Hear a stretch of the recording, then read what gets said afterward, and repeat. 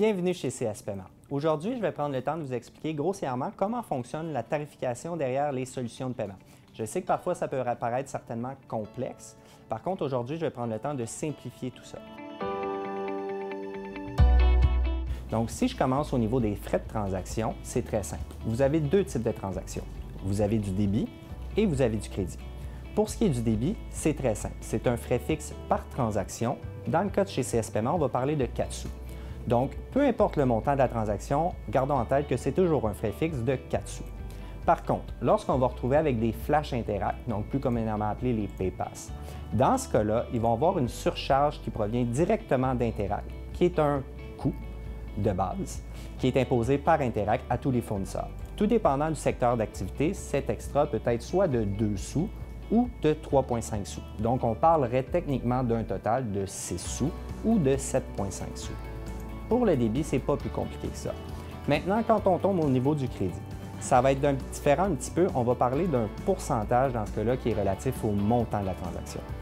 Le pourcentage que vous allez payer va toujours être la somme de 3 taux additionnés ensemble. Le premier taux va toujours être le taux de base qu'on appelle aussi interchange. Ces taux-là sont imposés par Visa et Mastercard et sont négociés directement entre le gouvernement canadien et ceux-ci. Donc, peu importe le fournisseur de carte de crédit, de solutions de paiement avec qui vous allez faire affaire, nous avons tous et toutes les mêmes taux de base imposés par Visa, Mastercard et le gouvernement canadien. Le deuxième taux qu'on va ajouter au taux de base vont être évidemment les frais réseau. Donc, ça aussi, c'est un coûtant qui est imposé par Visa et Mastercard et c'est le même pour tous les fournisseurs. Bien évidemment, on va avoir un troisième taux qui, lui, va différer d'une compagnie à l'autre. C'est donc précisément ce taux-là qui est important de magasiner. Chez CS Paiement, nous sommes excessivement agressifs. Donc, notre taux de base, en fait, au niveau de la commission, va être de 0,20 % par-dessus les taux de base. Donc, grossièrement dit, on vous facture le coûtant plus 0,20 %, ce qui est équivalent à peu près 20 sous par tranche de 100 $.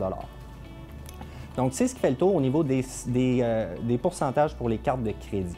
Évidemment, au niveau des taux de base, ils peuvent varier d'une carte à l'autre. En fait, il va y avoir deux facteurs qui vont faire varier les taux de base.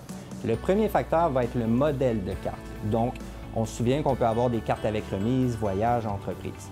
Ces cartes en question, ces remises-là ne sont pas payées par Visa et Mastercard. C'est vous, en tant que commerçant, qui remettez ces remises-là à vos clients. Donc, évidemment, plus les remises sur une carte sont importantes, plus le taux de base va être élevé. Je le répète encore une fois, c'est fixe pour toutes les entreprises et c'est imposé par Visa et Mastercard. Je vais passer rapidement parce que chez CS Paiement, il n'y en a aucun, mais c'est important de les mentionner quand même. C'est souvent ces frais-là qui sont omis d'être mentionnés.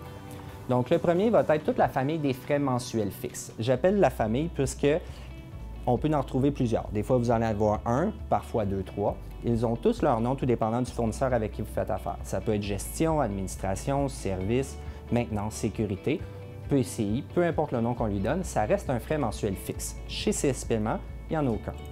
Deuxième famille, c'est la famille des frais initiaux.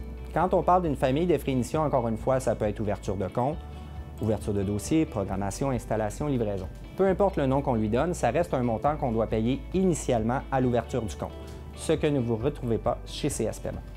Le troisième frais sera un frais de fermeture de lot.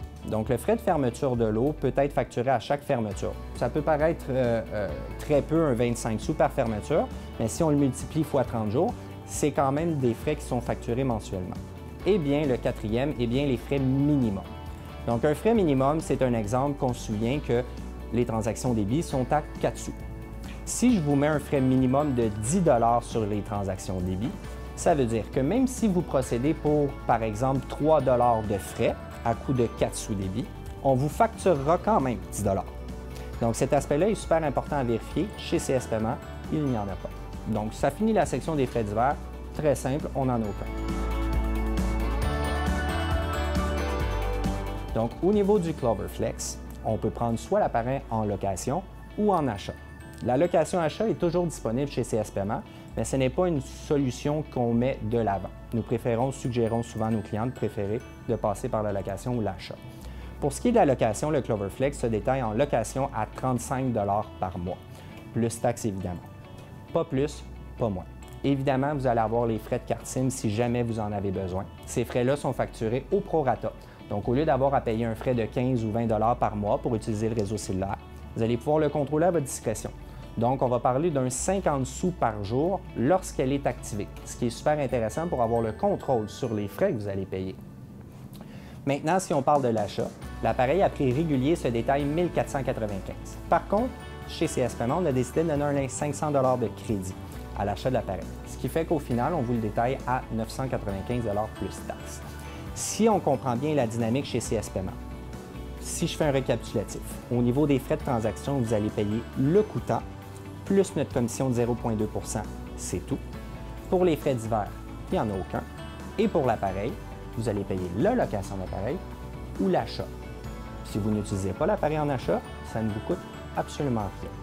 Pour plus d'informations, veuillez cliquer sur le lien ici-bas ou téléphoner directement chez CS Paiement. Un représentant se fera plaisir de répondre à toutes vos questions. Sur ce, merci beaucoup de votre écoute et bonne journée.